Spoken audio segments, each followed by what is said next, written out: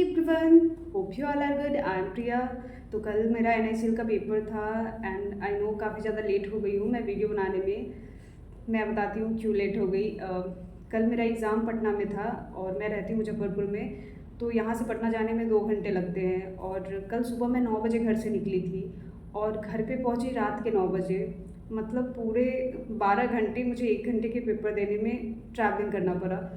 और उसके बाद I am not that much type of हालत कि मैं आके वीडियो रिकॉर्ड कर पाऊँ।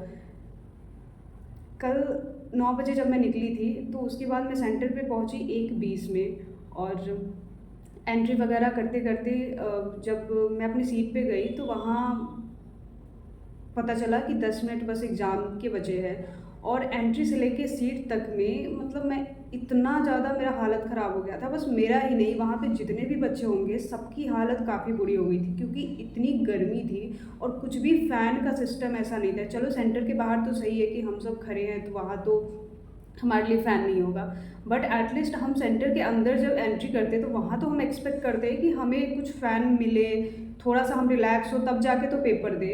फिर भी चलो ठीक है, वहाँ भी आपने कुछ नहीं करवाया, बट जब हम सीट पे बैठे वहाँ तो एक्सपेक्ट कर ही सकते हैं कि हमें थोड़ी सी हवा मिले ताकि हम इतने दूर से आए हैं तो हमें रिलैक्स फील हो। और जब मैं अपनी सीट पे बैठी और जब मैं ऊपर देखी तो पता चला कोई भी फ़ैन नहीं है और फ़ैन जो है वो 3-4 सीट बाद है और वहाँ से आपकी सीट तक कोई भी हवा नहीं आ रही है।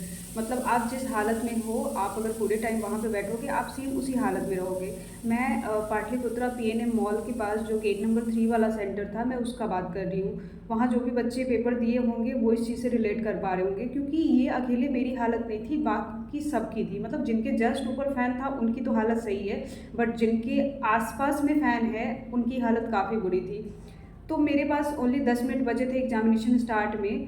तो अब दूसरे की सीट पे जाके बैठना अलाउ तो नहीं होता, बट मेरी बहुत ज़्यादा हालत ख़राब हो गई थी और मैं बिन पूछे ही चली गई जाके जहाँ पे फ़ैन था। वहाँ वाले बच्चे आए नहीं हुए थे तो मैं वहाँ जाके बैठ गई।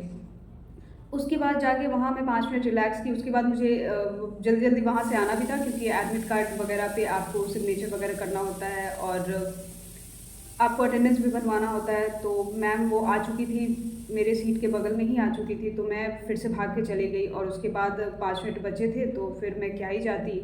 उसके बाद फिर भी खुद को रिलैक्स की, नहीं नहीं पेपर को अच्छे से करना है। जो भी कभी कभी ऐसी सिचुएशन आ जाती है, वो होता नहीं है मोटिवेशन टाइप, अपने अंदर पूरा ला रही थी मैं।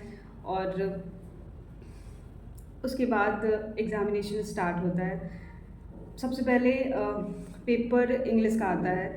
तो इंग्लिश मुझे मतलब ऐसा नहीं था कि मैं बहुत ज़्यादा टफ बोलूँगी, बहुत ज़्यादा इजी बोलूँगी, बीच का था, मॉडरेट था। मतलब पिछले बार जैसा नहीं था। पिछले बार मैं NICL का पेपर दी थी तो उस जैसा नहीं था कि एकदम इजी साइड है, आराम से आप बनाते जा रहे हो। मैं इंग्लिश में 27 अटेम्प्ट की और उसमें मुझे पूरा टाइम लग गया। ऐसा नहीं था कि मेरे पास टाइम बचा था और मैं और अटेम्प्ट कर सकती थी, नहीं। मैं उतनी देर में उतना ही कर पाई और वो भी काफ़ी कन्फ्यूजिंग थे। जैसे कि क्लोज टेस्ट थे तो उसके भी वर्ड मुझे कन्फ्यूजिंग लगे और जो RC के जो वर्ड आते हैं जो भी डिफरेंट और सेम वाले, तो वो भी मुझे थोड़े से कन्फ्यूजिंग लगे। हालांकि वर्ड इजी थे, अप्रोच थी, ग्रोइंग थी, ऐसा करके था, बट ऑप्शन मुझे थोड़े से कन्फ्यूजिंग लग रहे थे।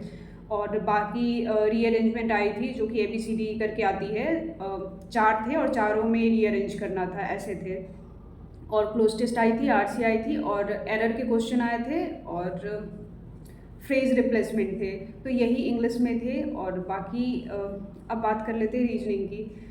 तो रीजनिंग में ऐसा था कि मैं बनाते गई बनाते गई बनाते गई। सबसे पहले मैं इनइक्वालिटी बनाई और उसके बाद रीजनिंग में पूरे 5 पजल आए थे। 5 पजल, एक 5 मार्क्स के इनइक्वालिटी थे, 3 डायरेक्शन थे और बाकी 3 मिसलेनियस थे, जिसमें से एक मीनिंगफुल वर्ड वाली थी, एक पेयरिंग वाली थी और एक नहीं, 4 मिसलेनियस थे। एक मीनिंगफुल थे और एक पेयरिंग थी और एक नंबर वाइज करके था कुछ, और एक XYZ 3-3 लेटर दे के उसमें से ऑड वन आउट पूछा था। तो ये 4 मिसलेनियस थे, बाकी अनसर्टेन शायद 3 ही थे और बाकी 4 फुल लेंथ पजल थी, मतलब 5-5 मार्क्स वाले थे। जिसमें से एक बॉक्स पजल था और बॉक्स पजल थी क्योंकि मैं उसमें फंसी थी, और एक फ्लैट एंड फ्लोर थी और एक 6th मंथ और विथ वेरिएबल थे और एक अनसर्टेन थी और एक नॉर्थ साउथ वाला था। जिसमें से मैं बाकी सारा तो पहले बना ली थी, मतलब पजल भी बन गया था और मिसलेनियस मेरे 2 रह गए, सॉरी 3 रह गए थे और बाकी सारा मैं बना ली। और सबसे लास्ट में मैं बॉक्स पजल बनाई और उसमें मैं इतना गंदा फंसी, मतलब मैं उसको 3-4 बार बनाए जा रही हूँ और सबसे लास्ट में वही वाला पजल मैं बनाई। उसके बाद लास्टली वो मेरे से बना, बट उसके आई थिंक 3 या 4 क्वेश्चन ही टिक हो पाए, क्योंकि मेरे ओवरऑल अटेम्प्ट 32 हुए, जिसमें से मुझे याद है कि मैं मिसलेनियस 2 नहीं की हूँ। तो अब पता नहीं मैं 4 क्वेश्चन अटेम्प्ट की हूँ या 3 की हूँ, मुझे नहीं पता, क्योंकि सबसे लास्ट में वो मेरा बना और मैं उसका पूरा क्वेश्चन टिक नहीं कर पाई। अगर वो पूरा क्वेश्चन टिक होता तो मुझे कंफर्मेशन भी मिल जाता कि वो मेरी पजल पूरी सही है या नहीं है, क्योंकि अब सबसे लास्ट में वो पॉसिबिलिटी मेरी बनी। तो वो वाली पजल तो अब भगवान भरोसे है। बाकी तो ओवरऑल ऐसे मेरे रीजनिंग में 32 अटैम्प्ट हैं। और अब आ जाते हैं मैथ्स पे। और मैथ्स में अभी तक तो ठीक था कि मेरी हालत जैसी भी थी मैंने संभाला खुद को और इतना कर पाई। बाकी मैथ्स में मेरी हालत भी बिगड़ी और सिस्टम की हालत भी बिगड़ी। मैं 10 मिनट तक काफ़ी अच्छे से अटेम्प्ट की और उसके बाद जब लास्ट का 10 मिनट बचा था तो मेरा सिस्टम ब्लिंक करने लगा। उसके बाद मैंने सोचा कि मैं बताऊँ मैम को कि मेरा सिस्टम चेंज करा दे। उसके बाद मैंने माउस से देखा कि सब कुछ क्लिक हो रहा है या नहीं, बट सब कुछ क्लिक हो रहा था। तो मैंने सोचा कि मैं अटेम्प्ट कर लेती हूँ, 10 मिनट ही बचे हैं, क्या पता मेरा एग्ज़ाम ख़राब हो जाए, दूसरा सिस्टम पे बिठाए। मतलब मैं एकदम डर गई थी, पैनिक हो गई थी उतने में ऐसा हुआ कि मतलब मेरे हाथ वाथ पूरा काँप रहे हैं, मतलब मेरा माइंड चल रहा है कि मैं बोलूँ ना बोलूँ, 10 मिनट बचे हैं। मतलब मैं उस सिचुएशन को सच में सँभाल नहीं पाई और ऐसे कर के मैथ्स में ओनली 21 तक गई मैं। क्योंकि लास्ट में ऐसा था कि मैं कुछ भी वो क्या अरिथमेटिक की एक भी क्वेश्चन में देख नहीं पाई, जबकि मैं घर पे मॉक देती थी तो अरिथमेटिक ऐसा नहीं है कि मैं नहीं बनाती हूँ। लास्ट टाइम भी मैं लाइव मॉक दी थी तो उसमें भी अरिथमेटिक ऑलमोस्ट पूरे बन गए थे मेरे से।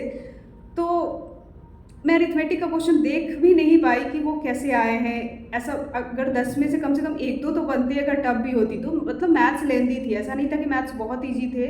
मैं एटलीस्ट 5 नंबर और बना पाती मैथ्स में, बट मैथ्स में ओनली 21 अटैम्प्ट हुए। तो मुझे ऐसा नहीं लग रहा है कि मेरा ये एग्ज़ाम क्लियर होगा, क्योंकि ओवरऑल 80 अटैम्प्ट है और जिसमें से एक पज़ल भगवान जी के भरोसे है। तो ओवरऑल मेरा यही पेपर रहा। एंड मैं ये सारा स्टोरी इसलिए बताई क्योंकि मेरे से काफ़ी सारे लोग रिलेट कर पा रहे होंगे कि जब आप एक एग्ज़ामिनेशन देते हो तो ज़रूरी नहीं है कि आपकी बस प्रिपरेशन मैटर करती है, आपका सारा सिचुएशन भी मैटर करता है कि आप जा रहे हो वहाँ से सही से आप पेपर दे पा रहे हो या नहीं दे पा रहे हो। ठीक है, हम मानते हैं कि हम अगर प्रिपेयर होते हैं तो हम कॉन्फिडेंट में होते हैं, बट आप उस हालत में भी तो होने चाहिए कि आप उस चीज़ को सही से इम्प्लीमेंट कर पाओ। तो यही रहा मेरा ओवरऑल एनालिसिस। और बाकी अभी से पहले तो मैं बस सुनती थी कि किसी का सिस्टम ऑफ हो गया और अचानक से मतलब माउस वर्क नहीं कर रहा है। तो कल एक्चुअली में मैं इस चीज़ को फ़ील की। तो होप आगे से आईपीएस इस चीज़ को समझे और अपने सिस्टम को और एटलीस्ट सेंटर को इस माहौल तक बनाए कि भाई अच्छे से पेपर बच्चा दे पाए। एक तो एग्जामिनेशन का प्रेशर लेके बच्चा जाता ही है कि प्रिपरेशन कितनी भी अच्छी हो जाए, बट एग्ज़ाम से पहले डर तो लगता ही है। और उसके बाद भी जाओ वहाँ पे तो आप अपना डर तो भूल ही जाओ, आप वहाँ का सिचुएशन संभालो कि आप कैसे पेपर सही से दे सकते हो, जो भी आपका प्रिपरेशन हो। तो ये सारा कुछ तो पता नहीं, सेंटर वाले को तो डेफिनेटली चेंज करना चाहिए। बाकी यही रहा ओवरऑल पेपर का एनालिसिस। वीडियो थोड़ी ज़्यादा लंबी हो गई, बट मैं चाहती थी कि मैं सारा कुछ एक्सप्लेन करूँ। बाकी अभी आगे हमारा आईपीएस का भी पेपर होगा, एसबीआई पीओ का भी होगा। तो वो ऐसा होता है कि वो सारा हम पूरे ईयर इन सारे एग्ज़ाम के लिए ही प्रिपरेशन करते हैं। तो एनआईसी ये सब तो एक्स्ट्रा है तो हम जाके दे दिए, बट हमारे साथ आगे भी तो सेम चीज़ हो सकती है और बहुत लोगों के साथ होता है ऐसा। तो पता नहीं, अब ऐसा होता है कि अब प्रिपरेशन के साथ साथ अब भगवान जी से ये भी प्रे करना है कि भगवान जी हमारे को सिस्टम अच्छा मिले, हम अच्छे से पेपर दे पाए। पता नहीं, मैं बहुत ज़्यादा बोल गई, बट यही रहा मेरा एनालिसिस। और बाकी 28 को मेरा सीबीआई का इंटरव्यू है, तो अभी इसको भूलते हैं और उस पर फोकस करते हैं। और साथ में फिर 2 तारीख से एसबीआई पीओ प्री भी है, तो साथ में उसका भी मॉक लगाते चलना है। बाकी आप सब भी बताना कि आप सबकी कैसे अटेम्प्ट रहे हैं और आपने कितना कितना सब्जेक्ट वाइज अटेम्प्ट किया, आप लोग बताना। और कुछ भी नहीं, मिलते हैं नेक्स्ट वीडियो में। Thank you, bye bye.